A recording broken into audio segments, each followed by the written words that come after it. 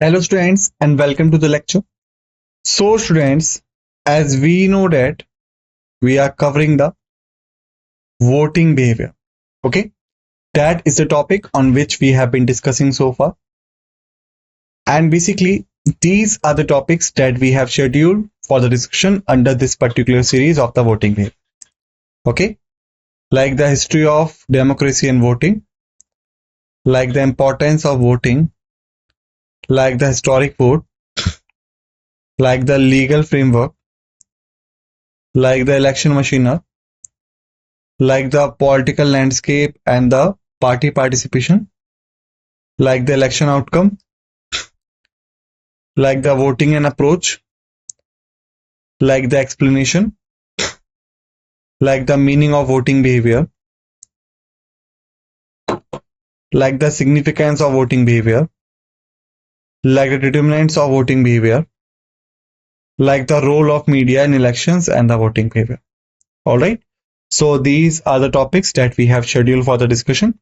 If we talk about the topics that we have covered so far, so basically we have done with the history of democracy and voting, importance of voting, historic vote, legal framework, election machinery, political landscape and party participation, election outcome, voting and approach, explanation, meaning of voting behavior, significance of voting behavior, and the topic on which we have been discussing is the determinants of the voting behavior.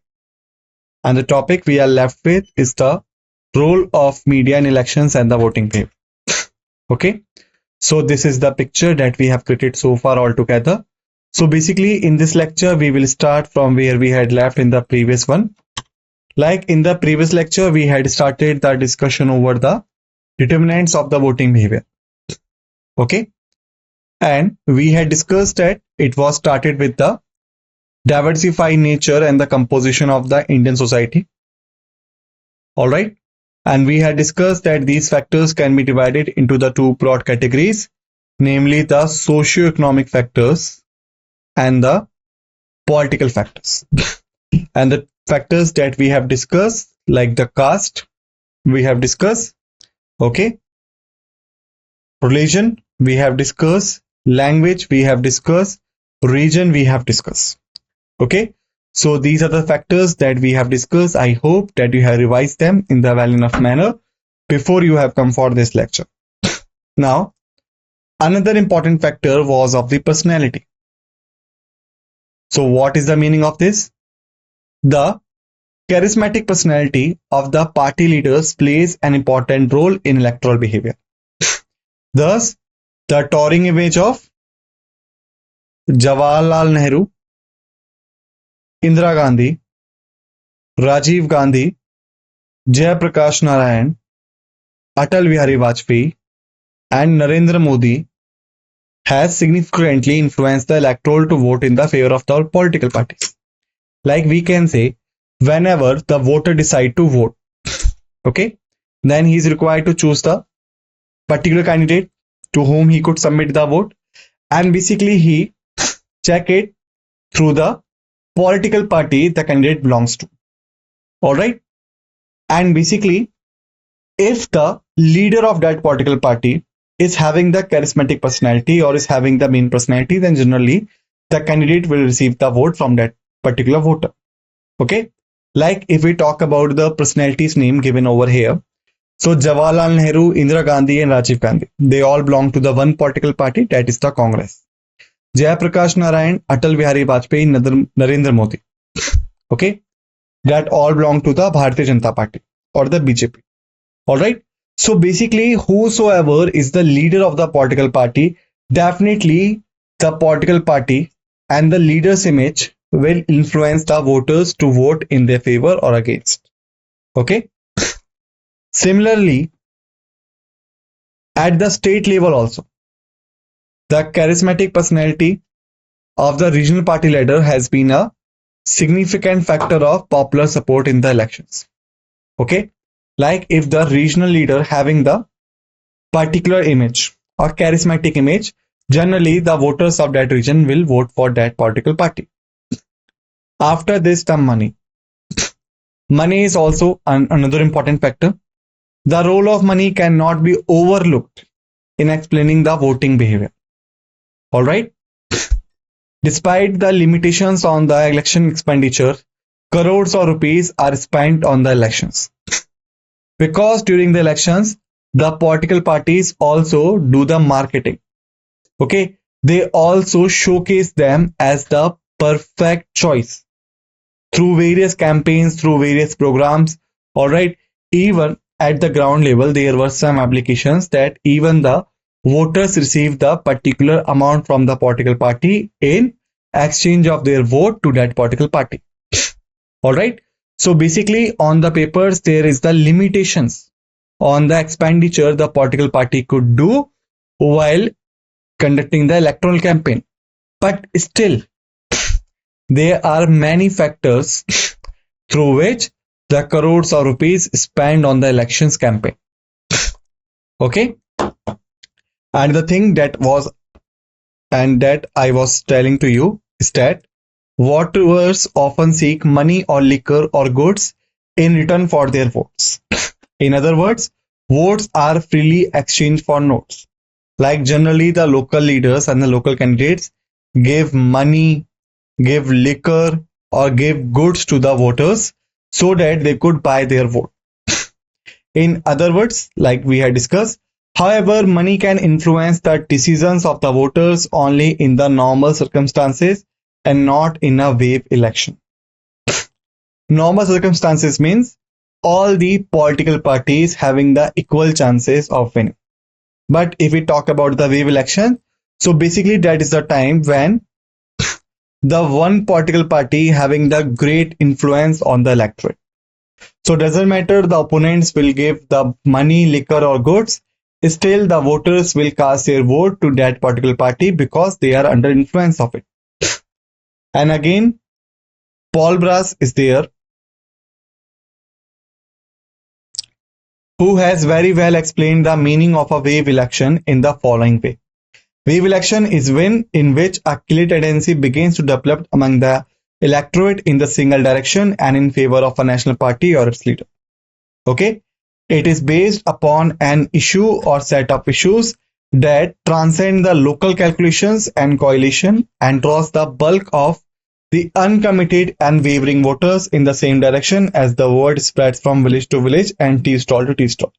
Okay, like you can say this is the condition in which the entire winds are in the favor of one political party or the leader. Okay. And the people is under the heavy influence to that political party or the leader. So doesn't matter whether the opponent will give some liquor, money or goods or will try to get the vote of the voters through any other way, but still the voters will cast their vote in the favor of that particular political party. Okay, now let's move forward. After this, another factor is the performance of the ruling party. Like whatsoever the political party is the ruling party, or you can say whatsoever political party is having the government right now, whatsoever the performance they have given in the definite time period of 5 years, that will also define the voters' decision. Okay, so we can say on the eve of the elections, every political party releases its election manifesto. Okay, containing the promises made by it to the electorate. Okay, performance of the ruling party is judged by the electorate on the basis of its election manifesto. All right, like manifesto is containing the set of promises the political party is making towards the voters. Okay, like every political party says that they will do certain things for the voters if they will vote for them. Okay, and that all promises are kept in the single document that we call as an election manifesto. Okay, so whatsoever promises they are making right now and whatsoever performance they have done, and you can say they had done when they are or they were in the government. All right. So generally the people or the voters compare them both. Like they compare their set of promises on one hand with their performance on the other hand. On the basis of this, basically they decide that whether they should vote for them or not. Okay. And basically if we say this, so we can take the example of the defeat of Congress in the 1977 elections. Like whatsoever election manifesto the Congress government presented in the 1977 elections that were not as per their performance they did. Okay. Similarly, the Janata Party, that is right now known as the Bharatiya Janata Party, in 1980 elections, they also got eliminated. Why? Because whatsoever election manifesto they had presented, that was not as per their performance in the past years or during their formation of the government. That illustrates the performance of the ruling party influencing the voting behavior. Thus, the anti-incumbency factor means that dissatisfaction with the performance of the ruling party is the determinant of electoral behavior. Okay, like if the voters are not satisfied with the election manifesto and the performance of the ruling party, okay, during a definite period of time, then they will not vote for that political party. Okay. Thereafter, the party identification. Personal and emotional association with the political parties plays a role in the determining voting behavior. People who identify themselves with a particular political party always vote for that party irrespective of the omission and the commissions. Like we had discussed, like if someone is inclined towards some political party like XYZ or the ABC party, then definitely that person will go for the voting to that political party instead of the merits and demerits. Party identification was especially strong during the 1950s and the 1960s. However, since the 1970s, there has been a decline in the number of strong party identifiers. All right. After this, ideology factor. Political ideology professed by the political party has a bearing on the decision making of the voters. Like every political party is having the political ideology. Okay, that is also reflected from their political manifesto or the election manifesto.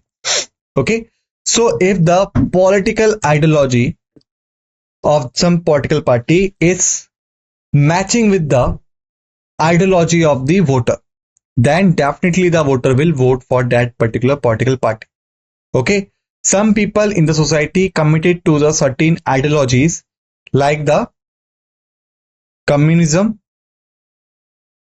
like the capitalism, like the democracy, secularism, patriotism, decentralization, and many more ideologies. Okay, so they also represented it through the manifesto. And if the voter get himself aligned with the ideology of that political party, then definitely they will vote for them. Such people generally support the candidates put up by the parties professing those ideologies. However, it must be printed out here that the number of such people is low. Okay. After this, other factors. Political events preceding on the election like war, murder of leader, corruption scandals, etc. Economic conditions at the time of the elections like inflation, force shortage, employment. Factionalism, a feature of Indian politics from bottom to top levels. Age, old or young. Sex, man or woman. Education, educated or uneducated. Habitation, rural or urban. Class, income, like rich or poor. Family and kinship. Okay. Candidate orientation, election campaign, political family background, role of media. These are the other factors. After this, now we are going to talk about the last topic of this series, that is the role of media in the elections and the voting behavior. Like if we talk about the role of media, then in the normal life also, the media influences our various decisions. Okay, and you can say media having the influence on the mind of the people. Okay, so because of the importance of the media, generally the voting behavior of the candidates also, voting behavior of the voters also get affected. All right, so basically how does the media plays its role, and how does the voting behavior of the voters get affected, we are going to study it right now. So the following points explain the role of media in elections and the voting behavior. First point that we can see here is the information dissemination. Okay, information dissemination in relation to the elections, particularly during the process of elections, is extremely important for all stakeholders. Dissemination means providing the accurate information. Okay, like if we talk about the normal people, right? Okay, the normal people, or the, you can say, the normal citizen of the country is the voter also. All right, so whatsoever opinion he or she making about some political party, the candidate or the leader, is generally making through the information he or she is receiving, and the major source of this information comes from the media. Okay, so whatsoever the media providing the information, if it is positive, then the voter will formulate a positive image of the political party, the leader or the candidate. If the information is of the negative nature, then the voter will formulate a negative image regarding the political party, the leader or the candidate. So that's why the importance of the information dissemination in relation to the election is high, particularly during the process of election, to all stakeholders. Starting from the announcement of the elections. Okay, like the election commission makes the announcement that during this month, from this date to this date, they are going to hold the elections. Okay, to the nomination, like different candidates file their nomination. So scrutiny means their background will check. Thereafter, they will start their campaign. Okay, like they will start promoting themselves amongst the people so that the people could vote for them. Security arrangements. Okay, like during the casting of the votes, generally the election commission ensures the proper security arrangements for the safety of the voters and the secrecy of the casting of the votes. Thereafter, polling. Okay, counting, declaration of the results, etc. All these requires the widest circulation. Okay, like this entire process is not so small, especially in the country like India with the huge population, and Indian election is the world's largest election campaign. So now you could understand the gravity of this. Okay, the voters comes to know about the basics like what, when, where and how of elections generally through the media. Okay, because media is the major source that providing the information to the particular person or the voter. Even last minute changes of the polling arrangements, violation of Model Code of Conduct (MCC), and violation of expenditure instructions, any untoward incident or disturbances promptly come to the notice not only of the people but also of the election commission through the media. Okay, why? Because media having the proper agents on the grounds in front of the polling booths, which covers the each and every minute of the activities going on. So basically, whatsoever changes, whatsoever violation, whatsoever thing, whether positive or negative, happen at the polling booth, the media agents will report it immediately towards the people, and also the election commission records the inputs from it. Newspapers and the news channels have very enthusiastically made use of information relating to the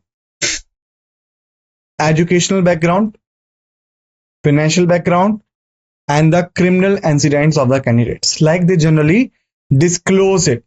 And because of these inputs, basically the voters formulates their opinion regarding some political party, the candidate. Contained in the affidavit filed by them along with their nomination paper, immediately uploaded on the Election Commission website. So generally the normal people do not go to the Election Commission website. They generally do not prefer. Like me and you even. We do not have that much of time that we will go to the Election Commission website and then we will start comparing the educational, financial and the criminal records of the candidates who are contesting the election. This has been done for us by the news channels and the newspapers. They generally hire the people to do the analysis and presented the reports towards the people, and people on the basis of these reports formulates the opinion regarding some particular political leader, political party or the candidate.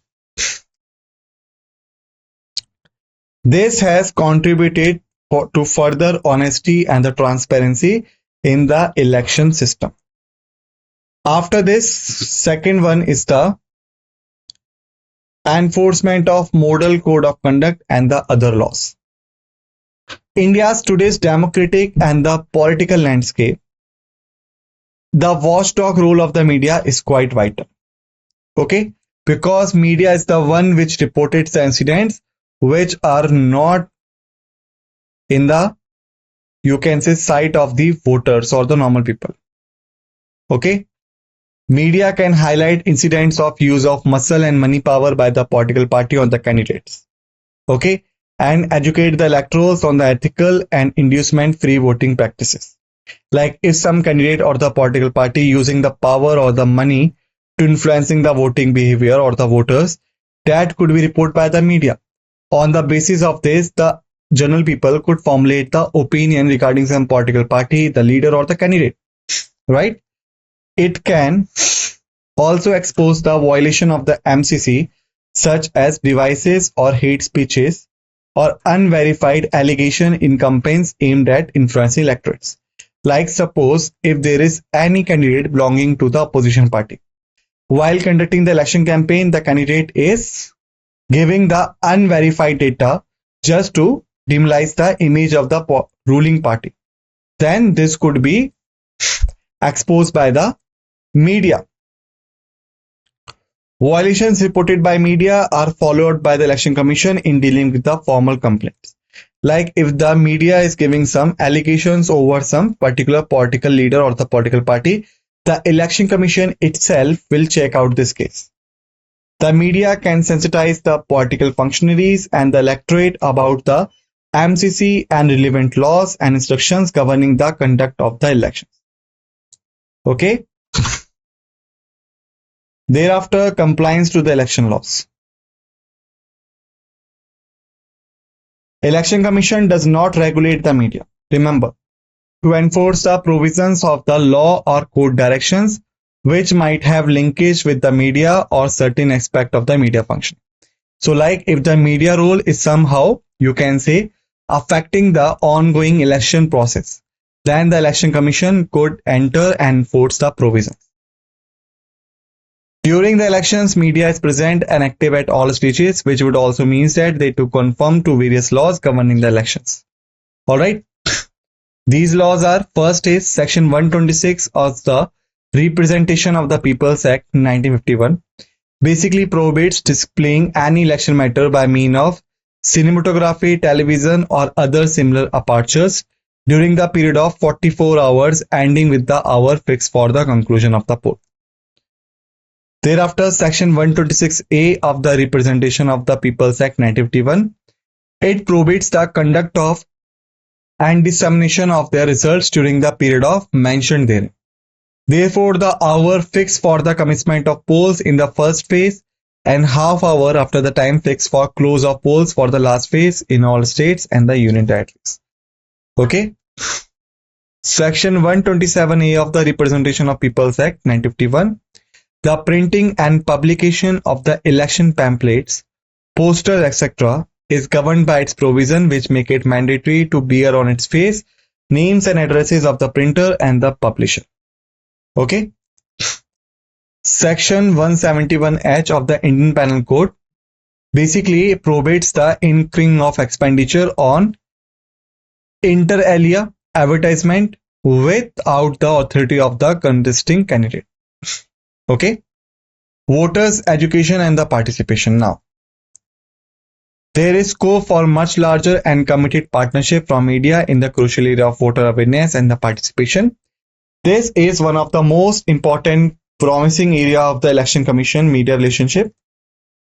There is a gap between what the voters should know and what they actually know in the important areas like the registration, EPIC, identity proofs, polling station location, use of EVMs, timings of the poll, use of money muscle power by the candidates, etc. The elector should be well informed when he or she goes to exercise his or her franchisee on the day of the polls.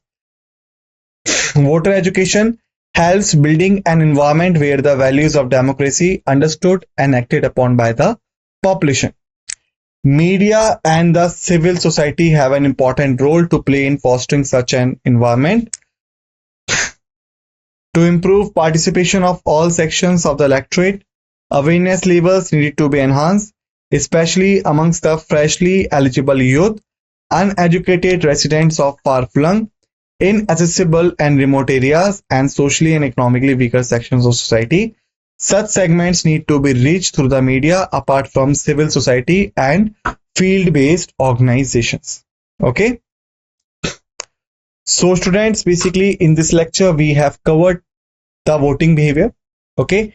In the next lecture, we will start with another important topic. Till then, just revise the facts and figures at all we have discussed in this lecture.